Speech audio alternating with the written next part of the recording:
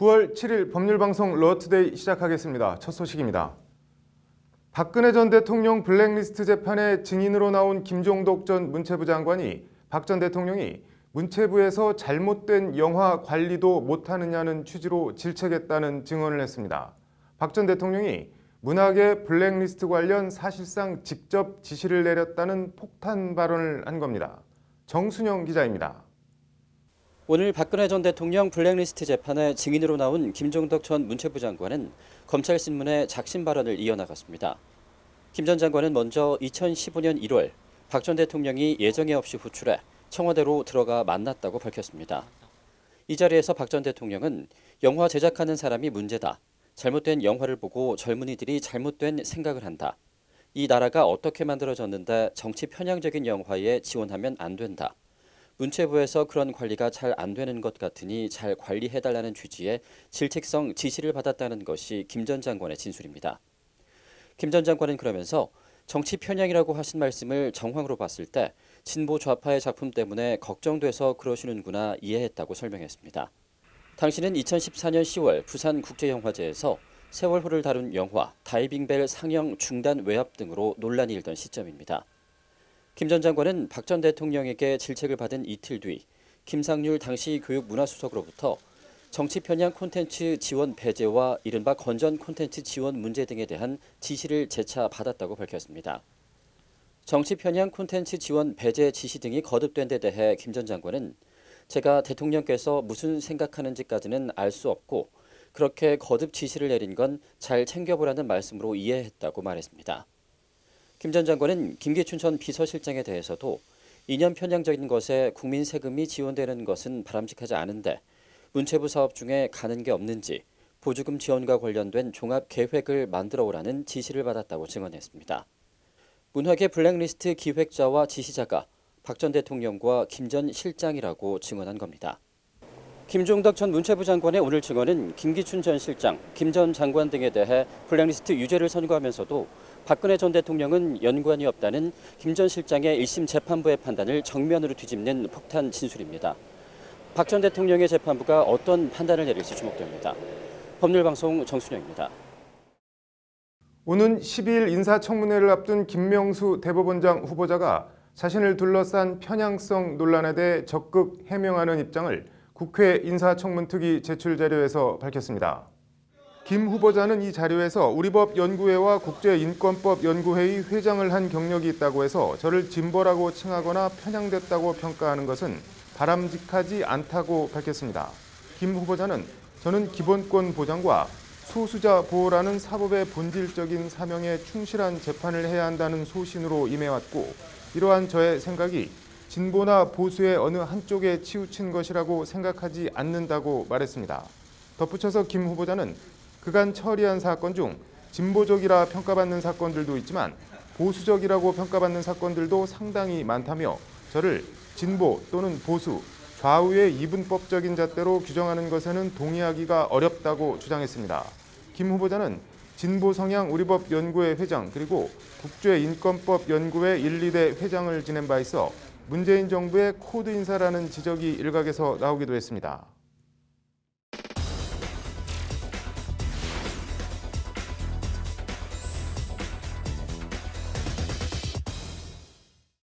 네, 부산 여중생 폭행 사건 파문이 커지고 있습니다. 이슈플러스 김효정 기자 나와 있습니다. 김 기자, 피해 여학생이 대로변에서 폭행을 당하면서 끌려가는 CCTV 화면이 오늘 또 새롭게 공개됐죠? 네, 폭행 사건이 발생한 공장으로 가는 길에서 찍힌 CCTV인데요. 네. 왕복 6차로 차가 다니는 큰 도로임에도 불구하고 가해 학생들이 피해 학생의 머리채를 잡고 주먹으로 때리거나 발로 차면서 끌고 가는 모습이 그대로 담겼습니다. 네.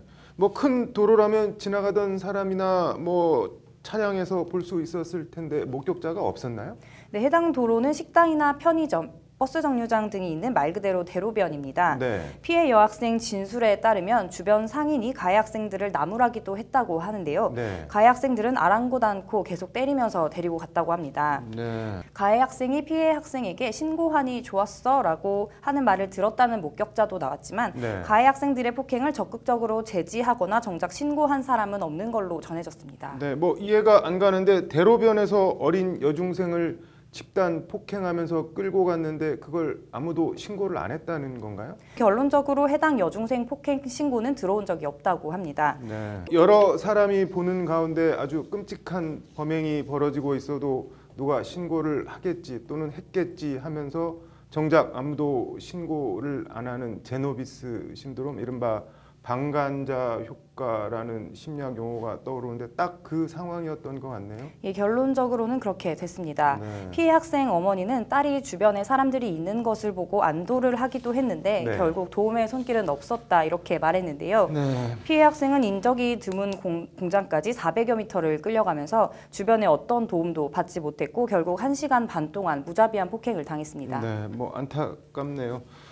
부산 여중생 폭행 사건뿐 아니라 뭐 이런저런 폭행 동영상이 지금 막 인터넷에 떠돌아다니고 있는데 검찰이 오늘 이런 거 명예훼손죄로 처벌할 수 있다 이렇게 경고를 했죠. 예, 그렇습니다. 대검 형사부는 오늘 피해 동영상이 무분별하게 유포되고 있는데 2차 가해로 새로운 피해를 발생시킨다면서 이는 네. 정보통신망법상 명예훼손에 해당한다고 밝혔습니다. 네. 명예훼손죄는 3년 이하의 징역 또는 3천만 원 이하의 벌금 처벌을 받을 수 있습니다. 네. 뭐 재미나 관심을 끌려고 동영상을 게시하는 거나 유포하는 거는 뭐 그렇다고 쳐도 어떻게 보면 이번 사건은 피해 학생 사진이 SNS에 공개되면서 전 국민적 공분을 불러일으켰고 지금처럼 뭐 대대적인 수사나 법 개정 문제로까지 이어지고 있는데 이런 경우라도 처벌이 되는 건가요, 그러면? 예, 원론적으로는 그렇습니다. 네. 일단 피해 학생이 공개되기를 원치 않는 모습이 영상에 담겨 있고 네. 그게 마구 유포되면서 2차 가해가 될 수 있다는 건데요. 네. 나아가 피해 학생뿐만 아니라 영상 속 가해 학생들도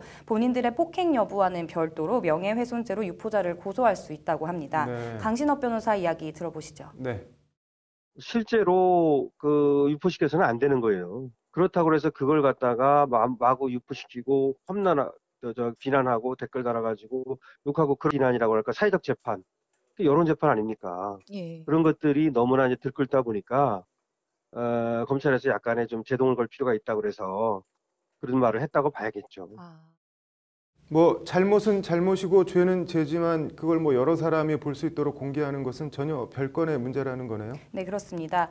검찰은 인터넷이나 SNS에 떠도는 사진이나 영상, 글 등을 단순히 지인에게 전달한 경우에도 그 지인이 또 다른 사람들에게 전달할 가능성이 있다면 명예훼손죄로 처벌받을 수 있다고 주의를 당부했습니다. 네. 또 나아가서 피해 학생의 또래 학생들이 미성년자가 유포한 경우에도 명예훼손죄로 처벌될 수 있고 또 손해배상 소송이 걸리면 부모가 배상 책임을 질 수도 있다면서 거듭 네. 부모의 각별한 지도가 필요하다고 강조했습니다. 네, 뭐 관련 동영상이 더 이상 무분별하게 유포되면서 2차 피해를 일으키는 일은 없었으면 좋겠네요. 잘 들었습니다.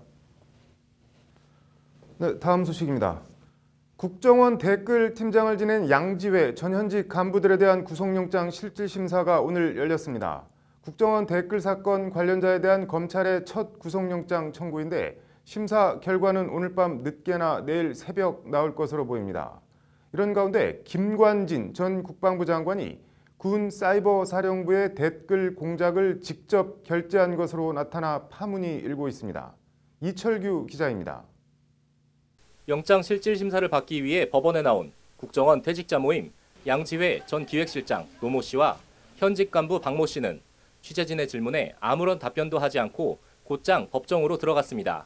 노 씨는 2012년 대선 당시 양지회 회원들에게 인터넷 활용법 등을 교육하고 댓글을 달아 여론 공작을 주도한 공직선거법 위반 혐의를 받고 있습니다.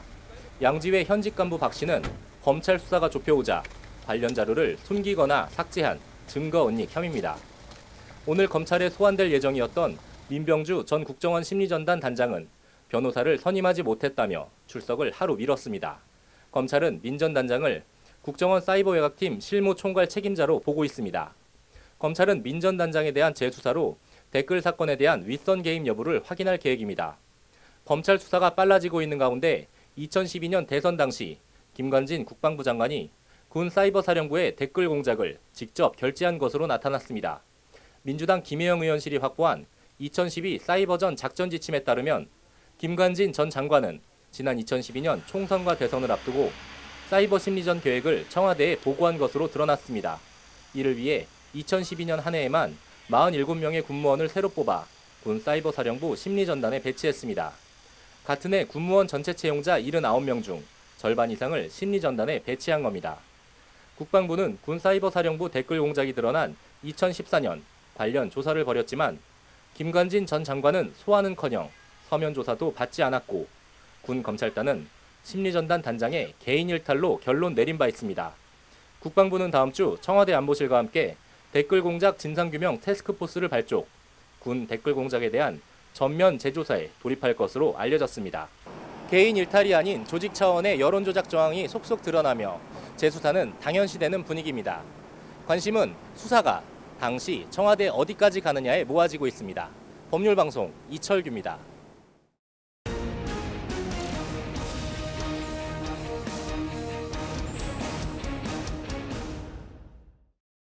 세금 수십억 원을 탈세해 재판에 넘겨진 피고인이 관련자에게 위증을 교사했습니다. 1심 재판부에서 위증 교사 유죄가 선고됐는데 형량이 어느 정도나 될까요? 말도 많고 탈도 많은 전두환 전 대통령 아들 전재용 씨 얘기입니다. 로인사이드 석대성 기자 나와 있습니다. 석 기자, 먼저 탈세 재판, 이게 뭐 어떤 재판인지 내용을 좀 소개해 주시죠. 네, 2006년에 이제 전재용 씨가 경기도 오산에 있는 자신의 본인의 땅 8,000평을 이제 한 기업체 대표에게 팔았는데요. 네. 이제 이 과정에서 다운 계약서를 작성을 하고 그 임목비라고 하죠. 나무를 사고 파는 비용을 이제 허위 계상해서 네. 그런 수법으로 이제 양도세 등 총 60억 원이 넘는 세금을 포탈을 했습니다. 네, 뭐 많이도 떼먹었네요. 예, 전재용 씨는 세금 조세 포탈 혐의로 이제 재판에 넘겨졌고요. 네. 2015년 12월 대법원에서 징역 3년에 집행유예 4년 그리고 벌금 40억 원을 선고를 받았는데요. 네. 전 씨는 지금 벌금 40억 원 가운데 1억 4천만 원만 냈고요. 현재는 지금 벌금 미납으로 원주 교도소에서 그 노역장에서 이제 복역 중에 있습니다. 하루 일당을 지금 400만 원으로 책정한 사실이 뒤늦게 알려지면서 네. 이른바 뭐 황제 노역으로 논란이 일기도 했습니다. 네. 본안 재판은 탈세 재판인데 이 재판 과정에서 위증을 교사했다는 거네요. 그러니까. 그렇습니다. 앞서 말씀드린 나무를 이제 사고 파는 데 드는 비용, 그 임목비에는 세금이 부과되지 않는다는 점을 네. 악용을 했습니다. 관련해서 땅을 산 업체 대표는 1심 재판에서 임목비에 대해서 잘은 모르지만 뭐 정상적인 거래다 이런 취지로 이제 얘기를 했었는데 네. 갑자기 항소심에 가서는 허위로 나무값을 작성했다고 갑자기 이제 진술을 180도 바꿨습니다. 네. 검찰은 전 씨가 이 업체 대표에게 위증을 교사한 것으로 봤고요. 추가로 약식 기소를 했는데요. 네. 그리고 오늘 이제 1심 선고가 나온 겁니다. 네. 검찰이 정식 재판에 넘긴 게 아니라 약식 기소를 했다는 말인가요? 그렇습니다. 검찰은 벌금 500만 원에 전재용 씨를 이제 약식 기소를 했습니다. 네. 쉽게 말하면 이제 전재용 씨가 벌금 500만 원도 못 받아들이겠다고 해서 정식 재판을 청구하는 경우가 아니라면 그냥 벌금 500만 원만 되면 그 말 그대로 약식 기소인 겁니다. 네. 약식 기소의 경우에는 이제 법원이 사안이 중대하다고 판단을 하면은 직권으로 정식 재판에 회부할 수도 있는데요. 근데 법원도 정식 재판에 붙이지 않고 검찰 구형대로 그냥 벌금 500만 원만 선고를 했습니다. 네. 위증교사 처벌 형량이 어떻게 되나요? 벌금형 말고는 없나요? 뭐 검찰이 벌금 500만 원에 약식 기소한 게 이해가 잘 안 가는데. 예, 일단 현행법상 증인이 법정에서 이제 거짓말을 하는 위증죄의 경우에는 처벌 조항이 있지만 네. 위증 교사를 한 행위에 대해서는 현행법상 처벌 조항이 없습니다. 거짓말을 하는 사람보다 거짓말을 하라고 부추기거나 지시한 사람이 더 나빠 보이는데 정작 위증 교사는 처벌 조항이 없다는 말인가요? 일단 현행법상으로는 그렇습니다. 네. 그래서 이제 통상 위증 교사의 경우에는 네. 형법 제31조 교사죄를 적용을 해서 범죄를 실행한 자와 같은 형으로 이제 처벌을 하는데요. 네. 즉 이제 위증 교사도 위증과 같은 죄로 처벌을 받게 되는 겁니다. 네. 위증죄의 경우에는 이제 형법 제152조에 따라서 5년 이하의 징역 또는 1천만 원 이하의 벌금형에 처하게 됩니다. 네. 뭐 징역형이 있는데도 검찰이 그냥 벌금 500만 원에 약식 기소했다는 건데 위증이나 통상 위증 교사는 이렇게 벌금형으로 처벌을 받는 게 관례적인 건가요? 꼭 그렇지도 않습니다. 네. 지난 6월에 있었던 일인데요. 네. 그 최경환 자유한국당 의원의 보좌관 정모 씨가 네. 그 중소기업진흥공단 채용 청탁과 관련해서 이제 증인에게 위증 교사를 한 혐의로 검찰에 기소가 됐습니다. 네. 검찰은 이제 징역 1년 6개월을 구형을 했고요. 재판부는 징역 10개월의 실형을 선고를 했는데요. 네. 대법원 양형 기준을 보면 위증, 그러니까 이제 형량이 같은 위증 교사도 징역 6개월에서 징역 1년 6개월을 선고를 하고 있습니다. 네. 이런 저런 점을 이제 감안을 해도 네. 전재용 씨에 대한 검찰의 이제 500만 원 약식 기소는 뭐 쉽게 이해가 안 가는 상황입니다. 네, 그러네요. 뭐 악의적 세금 탈루와 위증 교사 참 질이 안 좋아 보이는 혐의인데 검찰이 왜 약식 기소를 했고 재판부는 왜 정식 재판에 회부하지 않았는지 정말 잘 이해가 안 가네요. 그것도 그거고 전재용 씨 그 아버지 전두환 전 대통령처럼 전 재산이 뭐 29만 원밖에 없는지 검찰이 왜 벌금을 추징하지 않는지 그것도 잘 이해가 안 가고 네. 위증교사 벌금 500만 원이면은 뭐 하루 반나절 노역이면 끝나는 건데 전재용 씨 일당이 400만 원이라고 하니까 이래저래 참 씁쓸하네요. 잘 들었습니다. 이어서 법조계 소식 전해드리겠습니다. 경찰개혁위원회가 살수차 사용을 금지하는 내용의 집회시위의 자유보장 방안 권고안을 오늘 발표했습니다. 집회시위 신고에 대해 금지 통고를 최소화하고 차벽 설치도 특수한 상황에만 예외적으로 하도록 하는 내용을 담고 있습니다. 경찰은 권고안을 전면 수용하겠다고 밝혔습니다. 이호성 방송통신위원회 위원장이 오늘 방통위 전체회의에서 KBS와 MBC 파업 사태에 대해 방통위가 어떤 조치를 취할 수밖에 없는 상황에 왔다며 사실상 개입하겠다는 뜻을 밝혔습니다. 이 위원장은 사태 조사와 함께 필요시 감사를 하겠다는 입장도 밝혔습니다. 부장판사 출신 최유정 변호사와 공모해 수십억 원의 부당 수임료를 챙긴 브로커 이동찬 씨가 오늘 열린 2심에서 1심과 같이 징역 8년이 선고됐습니다. 서울고법 형사 3부는 마땅히 받아야 할 처벌을 불법적으로 모면해주겠다는 명목으로 보통 사람들로선 상상조차 어려운 거액을 받아 가로챘다며 형사 사법 절차에 대한 국민의 신뢰를 크게 훼손했다고 양형 이유를 설명했습니다. 법무법인 율촌이 오는 21일 제1회 율촌 100분 토론 세미나를 연다고 밝혔습니다. 세미나는 글로벌 합작 사업에 대한 경쟁법적 접근과 쟁점, 운송산업을 중심으로라는 주제로 진행됩니다. 9월 7일 법률방송 러투데이 마치겠습니다. 시청해 주셔서 고맙습니다.